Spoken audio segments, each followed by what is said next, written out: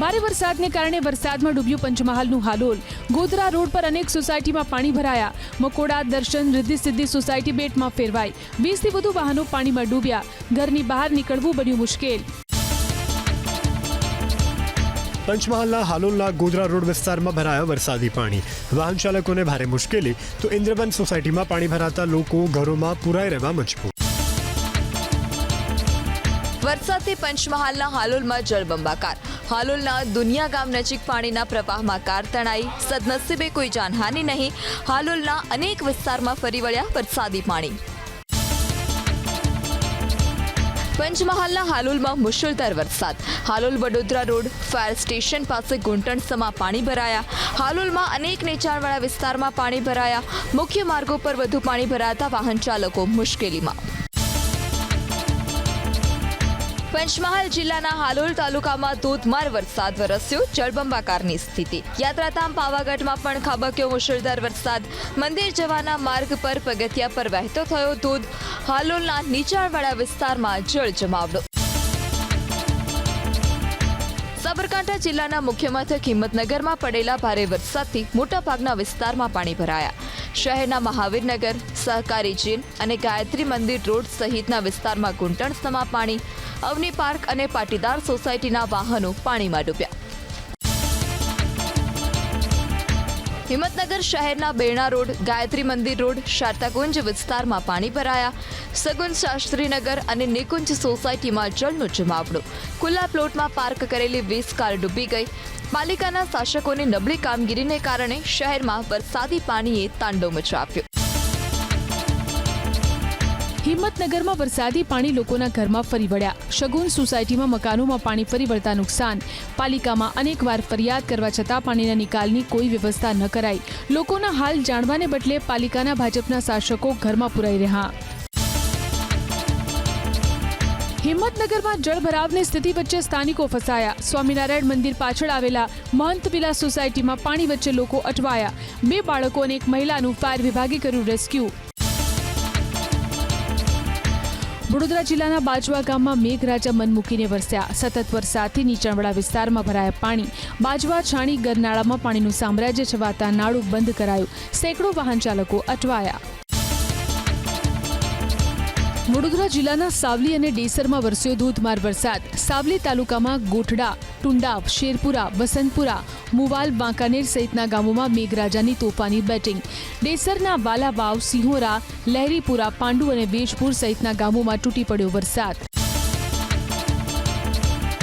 સાર્વત્રિક વરસાદ વરસ્યો વડોદરા શહેરમાં। છાણી, સમા, નિઝામપુરા, સયાજીગંજ, રાવપુરા, ગોરવા, સમતા સહિતના વિસ્તારમાં મેઘમહેર થઈ।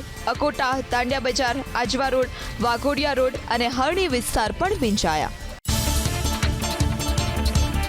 વડોદરાના સાવલી તાલુકામાંથી પસાર થતી મહીસાગર નદી 2 કાંઠે વણાક બોરી ડેમમાં પાણીનું જળસ્તર વધતા છોડવામાં આવ્યું 2 લાખ ક્યુસેક પાણી। સાવલીમાં નદી કાંઠે આવેલ ગામના લોકોને કરાયા સતર્ક। આણંદ જિલ્લાના બોરસદ શહેરમાં વરસાદી સટાસટી। ગાજવીજ સાથે વરસ્યો મુશળધાર વરસાદ। શહેરના નીચાણવાળા વિસ્તારોમાં વરસાદી પાણીનો રાજ। પાંચવડ, રાજા મોહલ્લા, લાઇબ્રેરી અને ભોભાફળી વિસ્તારમાં જળબંબાકાર। આણંદના ઉમરેઠમાં ધોધમાર વરસાદ। ઉમરેઠમાં મુશળધાર વરસાદને કારણે જનજીવન પ્રભાવિત। ડાકોર નડિયાદ રોડ પર ઉમરેઠ પાસે પાણી ભરાયા। ઉમરેઠના લાલ દરવાજા વિસ્તારમાં વરસાદી પાણી ભરાયા। વરસાદ વરસતા આહલાદક વાતાવરણ થયું ડાંગના ગિરિમથક સાપુતારામાં। ગાઢ ધુમ્મસને કારણે વિઝિબિલિટી ઘટતા વાહન ચાલકોને ચાલુ કરવી પડી હેડલાઇટ્સ। પર્વતો પર લીલાછમ ચાદર સાથે ધુમ્મસભર્યા વાતાવરણથી સહેલાણીઓ ખુશ। વીકેન્ડને કારણે પ્રવાસીઓનો ધસારો વધતા એડવેન્ચર એક્ટિવિટી ધમધમી। આણંદ જિલ્લાના બોરસદ શહેરમાં વરસાદી સટાસટી। ગાજવીજ સાથે વરસ્યો મુશળધાર વરસાદ। શહેરના નીચાણવાળા વિસ્તારોમાં વરસાદી પાણીનો રાજ। પાંચવડ, રાજા મોહલ્લા, લાઇબ્રેરી અને ભોભાફળી વિસ્તારમાં જળબંબાકાર। અરવલ્લીનો મેશ્વો અને માસૂમ ડેમ થયો ઓવરફ્લો। શામળાજી વાયચરપુરા પુલ પાસે નદીની માફક વહેતા દેખાયા। મેશ્વો નદી કિનારે આવેલા ગામડાઓને કરાયા સતર્ક। ભરૂચ જિલ્લામાંથી પસાર થતી કીમ નદી ઉપર બનાવવામાં આવેલું ડાયવર્ઝન ધોવાયું. વાલિયાથી વાડીને જોડતા સ્ટેટ હાઈવે ઉપર આવેલું ડાયવર્ઝન ધોવાયું. પૂરણ માટે મોકલવામાં આવેલું પોકલેન મશીન નદીમાં પલટી ગયું. સદનસીબે પોકલેન ચાલકનો બચાવ. છોટાઉદેપુર જિલ્લાના જોજ પાસેથી પસાર થતી સુકેત નદી બે કાંઠે વહી. ઉપરવાસમાં પડેલા વરસાદને લઈ અને સુકેત નદીમાં પાણીની નોંધપાત્ર આવક. નદી તોફાની બનીને વહેતા સ્થાનિકો નજારો જોવા ઉમટ્યા. દાહોદના ધાનપુરમાં વરસ્યો ધોધમાર વરસાદ. પીપેરો, વેડ, ખોખરા, વારસિયા સહિતના ગામમાં વરસાદ. ખેડૂતો થયા ખુશખુશાલ. વરસાદના કારણે લોકોને ઉકળાટથી મળી રાહત. ખેડાની શેરડી નદીમાં આવ્યું પૂર. નડિયાદ પાસેથી પસાર થતી શેરડી નદી બે કાંઠે વહી. ઉપરવાસમાં પડેલા વરસાદને કારણે નદીમાં આવ્યું પૂર. નદી કિનારે ન જવા પ્રશાસને નાગરિકોને કરી અપીલ. તલાટીઓને ગામ ન છોડવા અપાઈ સૂચના. અમદાવાદમાં આવેલા વાસણા બેરેજમાંથી છોડાયું પાણી. બેરેજના 21 દરવાજા 4 ફૂટ ખોલવામાં આવ્યા. વાસણા બેરેજના પાણીનું સ્તર 127.75 ફૂટ પર પહોંચતા પાણી નદીમાં છોડવામાં આવ્યું. મહેસાણાના ધરોઈ ડેમમાં 18,814 ક્યુસેક પાણીની આવક થતાં 2 દરવાજા ખોલાયા. 7 ફૂટ સુધી ડેમની જળ સપાટી 617.51 ફૂટ પર પહોંચતા ડેમ 83.08% ભરાયો. 18,814 ક્યુસેક પાણી છોડવામાં આવ્યું. 2,95,000 ક્યુસેક પાણી છોડાશે. રાજ્યના જીવાદોરી સમાન સરદાર સરોવર નર્મદા ડેમમાંથી ભરૂચના ગોલ્ડન બ્રિજ નજીક નર્મદા નદીની જળ સપાટી વોર્નિંગ લેવલે પહોંચવાની શક્યતા. નદી કાંઠાના ગામોને કરાયા એલર્ટ.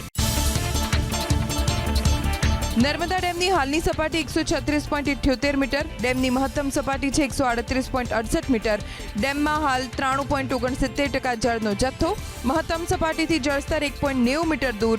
છેલ્લા 24 કલાકમાં જળ સપાટીમાં 27 સેન્ટીમીટરનો વધારો.